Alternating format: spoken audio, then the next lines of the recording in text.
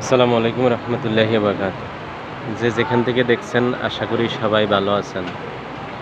আলহামদুলিল্লাহ, আল্লাহর রহমতে আমিও ভালো আছি। আজকে একটা বিষয় আপনাদের সাথে শেয়ার করি।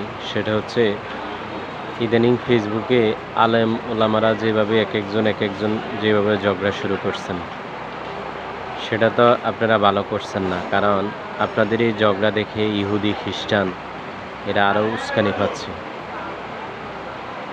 অপরাধ করছেন, ভুল হইতে পারে, স্বীকার করতে পারেন, করেন, সেটার কোনো সমস্যা নাই। মানুষ মাত্রই ভুল, শয়তানের কোনো ভুল হয় না, মানুষেরই ভুল হয়। যে উনি অপরাধ করছে ওনাকে মেসেজে বলতে পারেন। আপনি ডাইরেক্টলি ফেসবুকে লেখা শুরু করছেন আপনার এই ভুল সেই ভুল।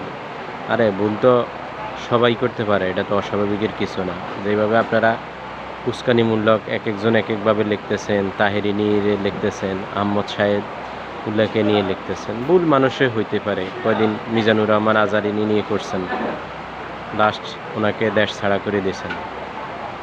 এভাবে শুরু করলে, এভাবে যদি শুরু হয় তাহলে তো এই দেশের আলেম ওলামারা একজনও দেশে থাকতে পারবে না।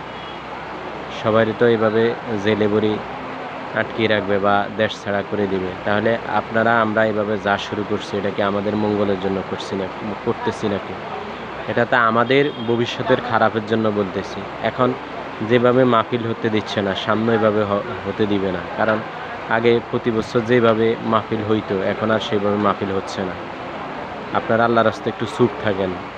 নিজের ঈমান ধ্বংস করা কোনো প্রয়োজন নাই তো। ভুল করছে ওনারা, ভুল সংশোধন করে নিবে।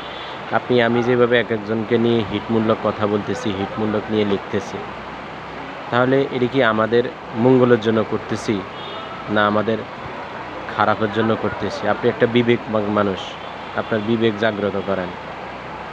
দেশটা তো ধ্বংসের মুখে আপনারাই ঠেলে দিচ্ছেন। কদিন এই হুজুরকে নিয়ে, কদিন ওই হুজুরকে নিয়ে, কদিন এই হুজুর, কদিন ওই হুজুরকে নিয়ে, এটা তো ভালো না। আল্লাহর রাস্তায় একটু চুপ থাকেন। ওরা ভুল করছে, ওরা সংশোধন করে নিব। আমরা যেভাবে শুরু করছি সেটা তো আমরা ভালো করছি না। আল্লাহ আমাদেরকে সবাইকে সঠিক বুঝদান করুক। সবাই ভালো থাকবেন, সুস্থ থাকবেন।